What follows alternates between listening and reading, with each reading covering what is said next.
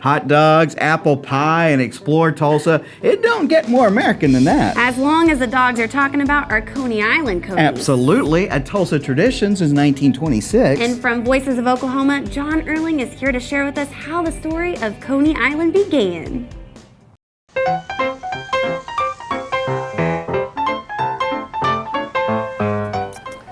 Oh, excuse me. Just having a Coney. I got to have one of these at least once a week, if not twice a week. And the story of this Coney actually starts way back in 1919 out east. Now, Jim Economo, whose father Chris and his brothers actually got into the hot dog business in 1919. The first store that they were able to open was in McKeesport, Pennsylvania. So is that where they were introduced to the concept? I think they may have gone to New York and actually saw it. This idea of putting... And apparently appealed to all three of them. They said, we're going to do this. We're going to take this concept, get the chairs.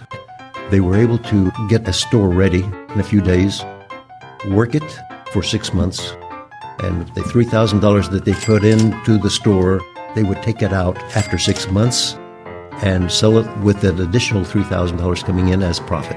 So after Chris and his brothers owned several stores, their business model was they'd build one and then sell one, and then they'd make $3,000 on that store, and then they accumulated some wealth to buy stores.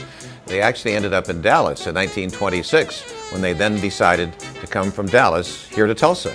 Well, they had opened 2 stores, I believe it was in Dallas, and they felt that it was time to sell. They immediately wanted to go to either Oklahoma City or to Tulsa.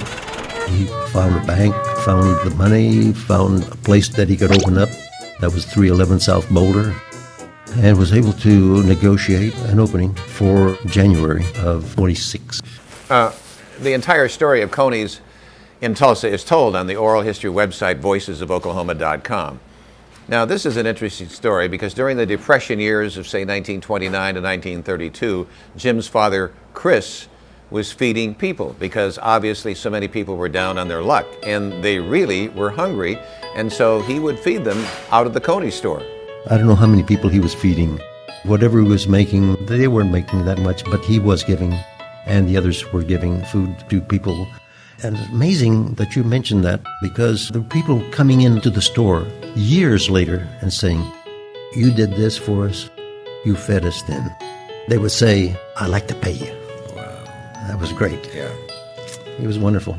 So as we tell the story of Coney Island in Tulsa, we have to talk about the school desks that I'm sitting on right now. And there's a very good reason we sit on school desks, and Jim tells us that story. From the very beginning, the reason being he never wanted a table. For instance, he had a small table with 4 chairs. One person sits at that table, that's the end of the other 3 chairs. You can't use them. One person is sitting at the table, I can't go and say, may I join you? It just didn't quite work out. So he had what he would consider his customer's own space. He had his table, he had his chair. This particular area was all his. Now, about the Coney itself, believe me, a lot of thought has gone into making the very perfect Coney. And it really is all about the chili. And by the way, no ketchup, please, because you will absolutely wreck the taste. That would never have gone over with my father. Why? Ketchup, for instance, has too much of a killing taste. Once you put ketchup on something, it doesn't make any difference how bad it is or how good it is. You will only taste the ketchup. It's not an enhancer.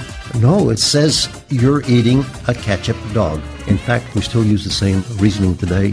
A wiener, from the standpoint of spices, should be bland. The bun should be a type that can accept steam, just the right amount of mustard, but the chili must predominate.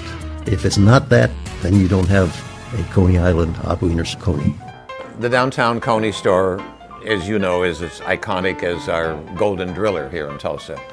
And I think it's really nice to know that something that was created in 1919 and came to Tulsa in 1926, and what was once a 5-cent hot dog is still with us and has survived over the years. Coneys have been good to us, and I hope we've been very good to the public and to Tulsa.